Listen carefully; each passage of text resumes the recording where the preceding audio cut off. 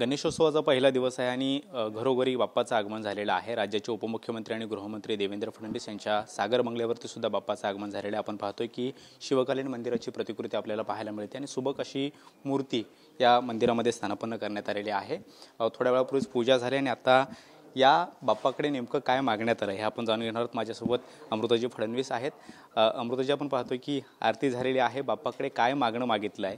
सरकार माहितीचं आहे, सरकारने अनेक योजना, कल्याणकारी योजना राज्याच्या सेवेमध्ये दाखल केलेल्या आहेत आणि अशावेळी सध्या राज्यातली परिस्थिती पाहता बाप्पाकडे काय साकडं घातलंय?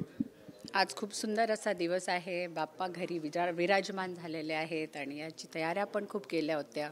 आज पूजन करून आनंद पण झाला आणि बाप्पाकडे एवढंच साकडं मागितलं की महाराष्ट्र आपला प्रगतीपथावर पुढे निघत जावो, कोणत्याही त्यात मध्ये रोडे नको यायला, त्यात लोकांना स्पेशली आपल्या राज्यकर्त्यांना सद्बुद्धी द्यावी की त्यांनी लोकांसाठीच लोकप्रिय असे कार्यक्रम राबवावे आणि लोकांपर्यंत प्रगतीचा प्रत्येक अंश पोचावा। मॅडम, महिला सुरक्षेच्या मुद्द्यावरून तुम्ही नेहमीच सातत्यानं वक्तव्य करत आलेले आहात, मुद्दे मांडत राहिलेले आहात। राज्यातल्या ज्या काही सध्या घटना घडत आहेत त्या दुर्दैवी जरी असल्या तरी मात्र सरकार त्यावरती काम करत आहे। महिला सुरक्षेच्या दृष्टिकोनातून बाप्पाकडे काय साकडं घातलेलं आहे? बाप्पा बुद्धीचे तर देवता आहेतच, पण आपल्याला ठाऊक असेल की ते युद्ध कौशल्य याचे पण देवता आहेत। म्हणजे त्यांच्यात ते सामर्थ्य आहेत की कशालाही ते सामोरे जाऊ शकतात। तेच सामर्थ्य प्रत्येक स्त्रीमध्ये यावं की ती स्वतःसाठी उभी राहावी, ही इच्छा आहे मनापासून, हे साकडं आहे। आणि ही पण इच्छा आहे की प्रत्येक पुरुष त्यांनी स्त्रीचा आदर करावा आणि हा आदर घरापासनं आणि शाळेंपासनं शिकवला जावा मुलांना लहानपणापासनं।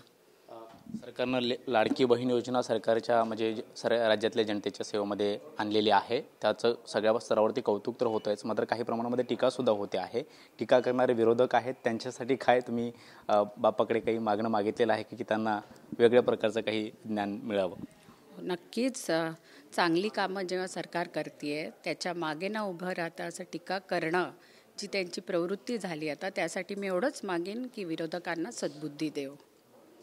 आपण पाहतोय की सागर बंगल्यावरती उपमुख्यमंत्री देवेंद्र फडणवीस यांच्या बाप्पाचं आगमन झालेलं आहे आणि विरोधकांना सद्बुद्धी देवो अशा पद्धतीचं साकडं जे आहे ते बाप्पाकडे अमृता फडणवीस यांनी मागितल्याचं त्यांनी सांगितलेलं आहे। शिवाय राज्यातील ज्या महिला आहेत किंवा जे काही मुद्दे सध्या घडत आहेत किंवा गाजत आहेत त्या सगळ्यावरती सुद्धा त्यांनी भाष्य केलेलं आहे। त्यामुळे घरोघरी बाप्पाचं आगमन झाल्यानं कुठेतरी चैतन्याचं वातावरण सगळीकडे पाहायला मिळत आहे। ब्रिजवंश सातारसोबत कृष्णा सोनारोडकर, TV9 मराठी, मुंबई।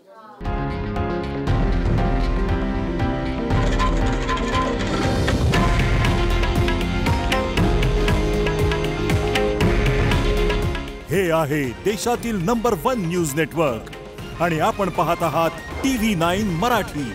काळजी तुमची, हित महाराष्ट्राचं।